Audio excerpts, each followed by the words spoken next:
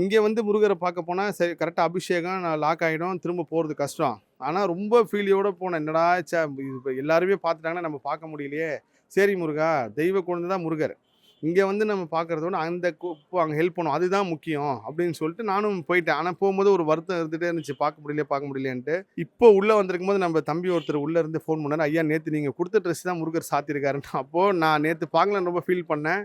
இதுதான் முருகர் அற்புதம். நீங்க அவர்ட்ட மனசு விட்டு பேசுனீங்கன்னா, சின்ன சின்ன விஷயம் கூட உங்களுக்காக செஞ்சு குடுப்பாரு. இது நான் ஸ்பெஷல் அப்படிலாம் கிடையாது. எல்லா முருக பக்தரும் முருகர் வந்து சமமா தான் வச்சிருக்காரு. ஜேஎஸ்கே கோபினா ஒரு படி மேல, இன்னொருத்தனா அப்படிலாம் கிடையாது. எல்லா முருக பக்தருமே சமமா தான் பார்க்குறாரு. அவங்க பக்தி நிலையை பொறுத்து தான் வேறுபாடு இருக்கும். நெறைய பேர் நெனச்சிருக்காங்க, நீங்க ரொம்ப ஸ்பெஷல் உங்களுக்கு கிடைக்குது. அப்படிலாம் கிடையவே கிடையாது. முருகர் எல்லாத்துக்கும் குடுக்குறாரு. இத உணராம இருக்காங்க சில பேர். இப்ப நான் நேத்து அவ்வளோ ஃபீல் பண்ணிட்டு போனேன். எனக்கு தெரியாது இன்னைக்கு இந்த ராஜாலங்கா ட்ரெஸ் சாத்துவாங்கன்னு சொல்லிட்டு. சொல்லும்போதே எனக்கு அவ்வளோ ஒரு கண் கலங்குற ஒரு உணர்வு தான். இப்போ போய் முருகரை பார்க்க போகிறேன். தைப்பூச அன்னைக்கு முருகர் நடத்தின அற்புதமாக தான்.